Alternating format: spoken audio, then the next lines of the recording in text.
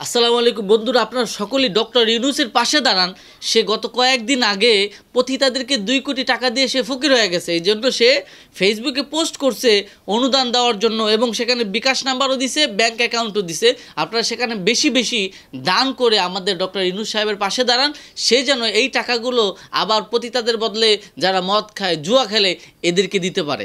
এই গরম কথাগুলো কেন বললাম জানেন? দেখেন, এখানে আমাদের ডক্টর ইউনূস স্যার আজকে পোস্ট করছে মাইলস্টোন স্কুল অ্যান্ড কলেজে প্রশিক্ষণ বিমান বিধ্বস্ত হয়ে যারা ক্ষতিগ্রস্ত হয়েছে এদের পরিবারের পাশে দাঁড়ানোর জন্য, এদেরকে অর্থ দান করার জন্য ডক্টর ইউনূস স্যার তার ব্যাংক অ্যাকাউন্ট এবং বিকাশ নাম্বার দিছে। এই জিনিসটা যে এত পরিমাণ বাজে লাগছে, দেখেন যে মাইলস্টোন যে স্কুল অ্যান্ড কলেজ, এখানে কিন্তু ভাই যারা পড়ালেখা করে এটা কিন্তু সাধারণ শিক্ষার্থী পড়ালেখা করে না, এবং বাংলাদেশের উঁচু পর্যায়ের যে শিক্ষার্থীগুলো আছে যারা ভালো ফ্যামিলির, যাদের ভালো টাকা পয়সা আছে, লক্ষ লক্ষ টাকা সেখানে দিয়ে তারা পড়ালেখা করে, এবং সেখানে যারা মানে ক্ষতিগ্রস্ত হয়েছে এমন শিক্ষার্থীর পাশে মানুষের অনুদান দিতে হবে না, বরঞ্চ যাদের ছেলে মেয়ে এরা আরও চিকিৎসা খরচার সাথে সাথে আরও এরকম অনেকের চিকিৎসা করাতে পারবে, এরকম অ্যাবিলিটি তাদের আছে।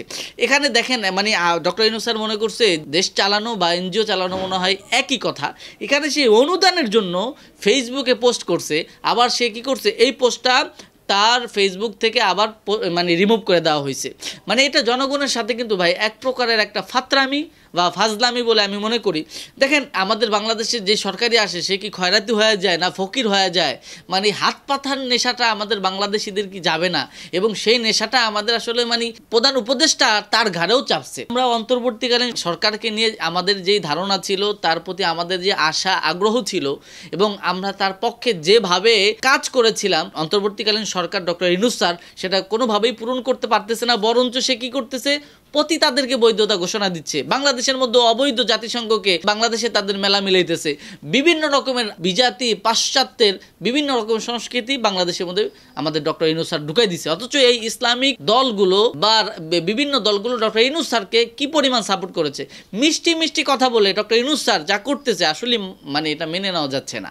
এজন্য আমি অনুরোধ জানাবো যে অন্তর্বর্তীকালীন সরকারকে, আপনি জনগণের ম্যান্ডেট নিয়ে কাজ করেন, এবং মিষ্টি কথা দিয়ে কিন্তু ভাই কোনো লাভ হবে না।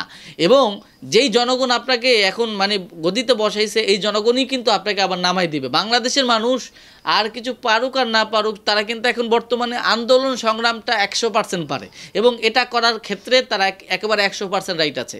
এজন্য আপনি শেখ হাসিনার চেয়ে বেশি শক্তিশালী না, শক্তিশালী শেখ হাসিনাকে যেভাবে বাংলাদেশের মানুষ হটাই দিছে, ডক্টর ইউনূস স্যারকেও মনে হয় অতটা সময় লাগবে না হটাইতে। এই কারণে আমি বলবো যে ডক্টর ইউনূস স্যারের এসব বিকাশ, নগদ এবং ব্যাংক অ্যাকাউন্ট এগুলো দেওয়া বাদ দিয়ে দেশ গড়ার লক্ষ্যে কাজ করা উচিত, এবং রাজনৈতিক দলগুলোর মধ্যে যে বিশৃঙ্খলা হচ্ছে, দেশের মধ্যে যে বিশৃঙ্খলা হচ্ছে, এটার প্রতিরোধ করা উচিত। এবং যে কারণে বিমান দুর্ঘটনা ঘটলো, এটা কি কারণে ঘটলো, এটার একটা ফয়সালা আমাদেরকে দেওয়া উচিত। এবং আমরা যেটা দেখতে পাচ্ছি যে এই সময় লাশ চুরি করা হচ্ছে বা লাশের সংখ্যা লুকানো রাখছে, হাইড করা হচ্ছে, বিভিন্ন জায়গায় নাকি লাশ নিয়ে যাওয়া হচ্ছে, এবং এটার প্রতিরোধ করার কারণেই নাকি ছাত্রদের উপরে সেনাবাহিনী হামলা করছে, এরকম নিউজই কিন্তু আমাদের কাছে আসছে। সুতরাং এগুলো নিয়ে কোনো রাজনীতি করবেন না। লাশের রাজনীতির কোনো প্রয়োজন আছে বলে আমার মনে হয় না।